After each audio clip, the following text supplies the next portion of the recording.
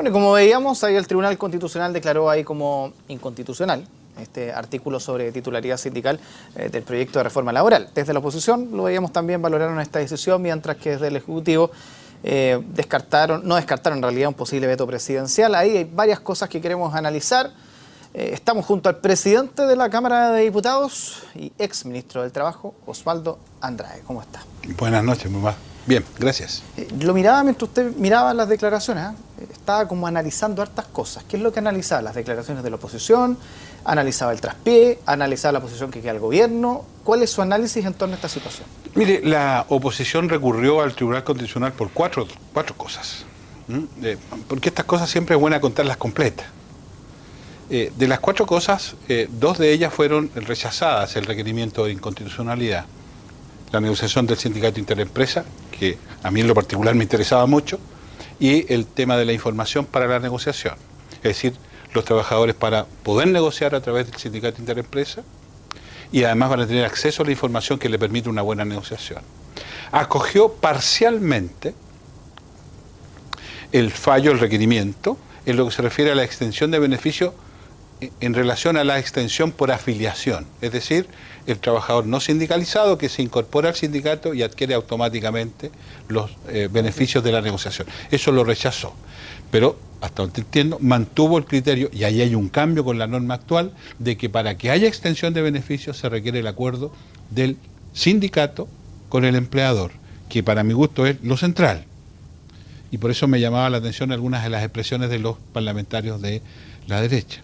Y efectivamente constituye un duro revés acoger el requerimiento en materia de la titularidad, porque significa que se va a mantener, no conozco el texto del fallo, por favor, y eso habrá que esperar, se va a mantener la posibilidad que negocie el sindicato y que también negocien grupos negociadores constituidos al efecto.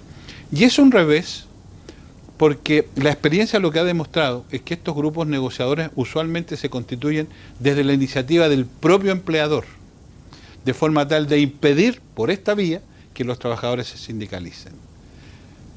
Es un revés. Sin lugar a duda, esperemos conocer el contenido del fallo. Entiendo que el tribunal se va a dar un tiempo para aquello y iremos viendo qué sigue después. ¿Y es una solución el veto presidencial? Mire, el procedimiento es el siguiente.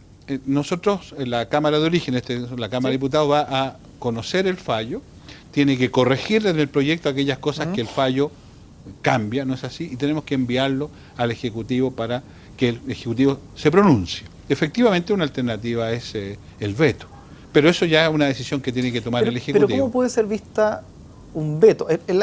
Poniendo en el contexto político en el que estamos, donde los partidos políticos están valorados de una cierta manera por la ciudadanía, por decir bastante bajo, ¿cómo puede ser visto un veto presidencial en este punto en particular? Cuando en teoría el Tribunal Constitucional es un tribunal del Estado, donde hay que respetar las resoluciones, hay procesos de apelación en algunos casos, otros no, en fin, pero ¿cómo es visto un veto en este momento? Es visto de la misma manera que cualquier tribunal que goza de autonomía y en consecuencia tiene perfecto derecho a pronunciarse como le parezca de acuerdo a sus criterios jurídicos, y en este caso hay que ser respetuoso de la decisión del Tribunal Constitucional. También hay que ser respetuoso de las alternativas que institucionalmente existen. Mira, aquí se puede llegar a la Corte Interamericana de Derechos Humanos por este tema. ¿Usted cree que es una instancia? O sea, formalmente es posible, porque aquí se están transgrediendo tratados internacionales y se están transgrediendo derechos básicos del mundo del trabajo. O sea, lo que le quiero transmitir, no digo que ese sea el camino, lo que le quiero transmitir pero es uno de los caminos, exactamente. O sea, hay varios caminos. Pero no es descartable. Exactamente. Llegar a la Corte Interamericana. Por ejemplo, y en consecuencia, conozcamos el fallo, veamos los detalles del fallo. Mire, le doy un detalle por qué es tan importante conocer el fallo. Extensión de beneficios, ya le contaba, ¿sí?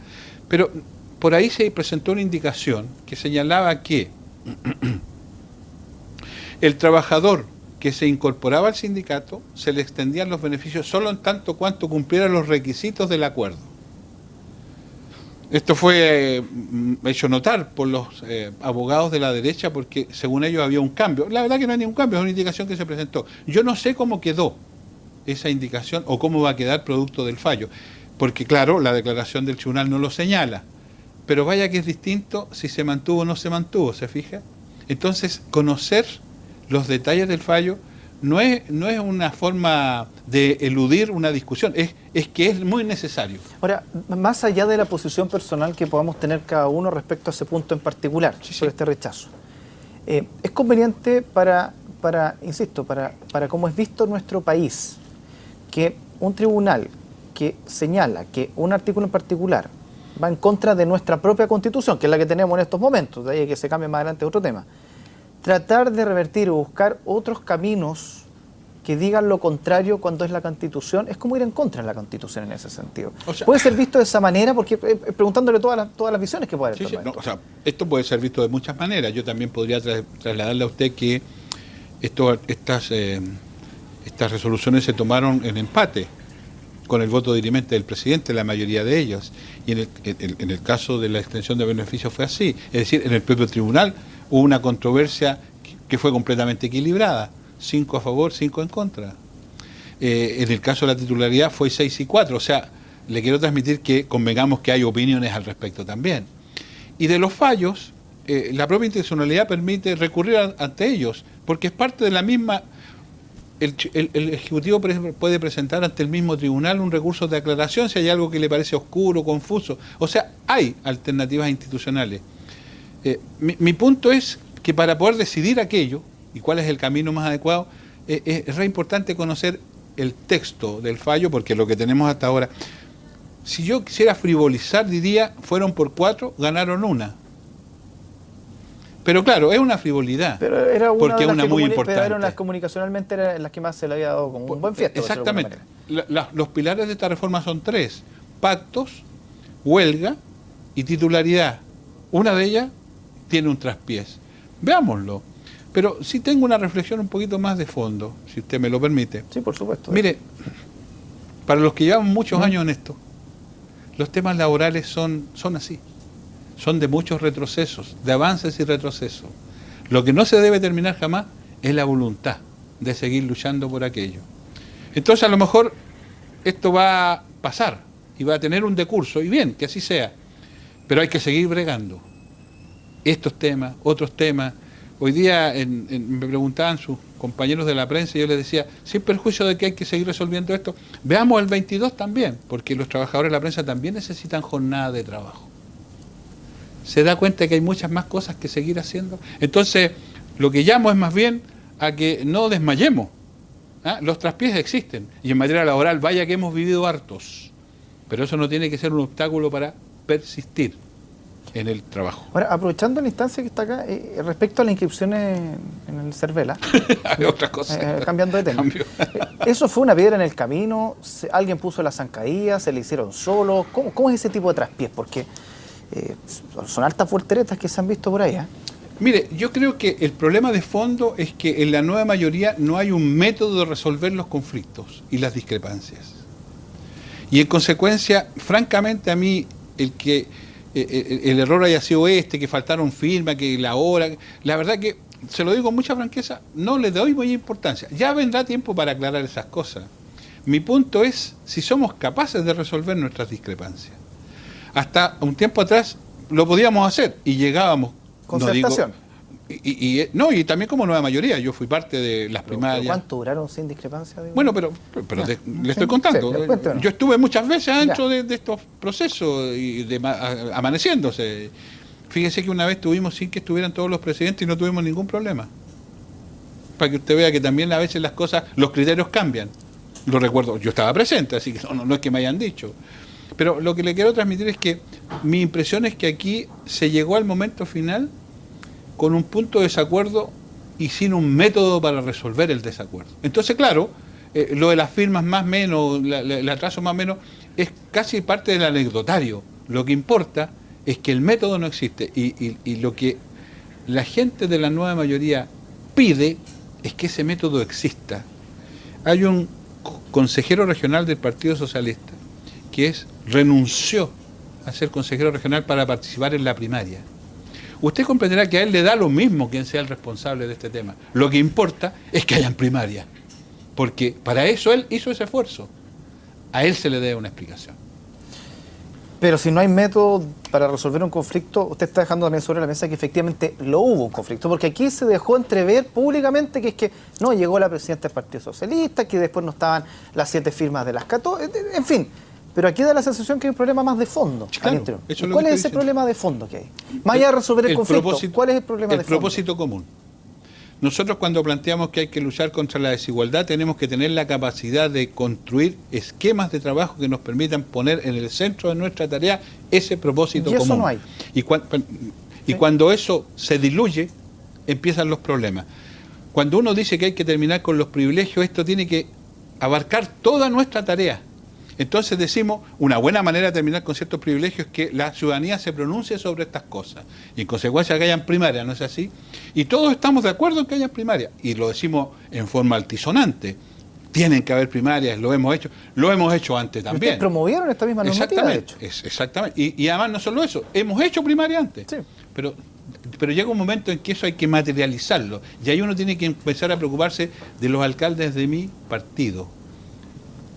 Y hasta ahí llega el propósito común. Entonces, lo que hay que resolver es exactamente qué hacemos cuando llegamos a ese punto y cómo opera el genuino interés de que yo preserve mi representación, los socialistas, los demócratas cristianos, y la generosidad para que terminemos con ciertos privilegios. Ese es el punto. Porque entonces la democracia cristiana no es tan patito feo como se ha mostrado estos últimos días, ¿no? En este conflicto. Yo no he visto a ningún patito feo y tampoco he visto un cisne en este cuento, para serle franco. Ya. He visto pato. Está lleno de patos. Sí, y además no tenemos por qué pensar en otra cosa, si bienvenidos los patos, y lo importante es que vayan en la misma dirección y que tengan una orientación común. Cuando un pato sale para allá o pato acá, da lo mismo que sea cisne o pato feo. Lo que importa es que tenga un camino común. Y ese camino común es que a veces falla. Y creo que aquí el método es fundamental. Fíjese usted que del eventual error o no de la inscripción, después vino una seguidilla de errores respecto a las declaraciones, respecto a que unos firmaron, otros no firmaron. O sea, lo que hemos hecho es una seguidilla, un continuo, en que cada patito, por seguir el ejemplo que usted ha mencionado, partía para su lado. Hoy día, aparentemente hay un sentido común. Vamos a recurrir al CERVEL para que el propio CERVEL tome nota de nuestra pretensión y se pronuncie. Y si el CERVEL se pronuncia desfavorablemente, bueno, recurriremos al tribunal. O sea, hay un camino común. De eso se trata. Pero estas cosas, ojalá las tengamos claras de antes, de modo tal de evitarnos todas estas situaciones. Ya, pero podría haber un pequeño daño ahí que se generó como imagen. Ah, no, pero ¿a usted le cabe alguna duda si llevamos 2 semanas dando todo tipo de explicaciones? Claro que hay un daño, de eso no hay ninguna duda. Más aún, porque esta coalición hizo primarias, siempre. O sea, yo me acuerdo de la primaria del presidente Lagos con el presidente Frey.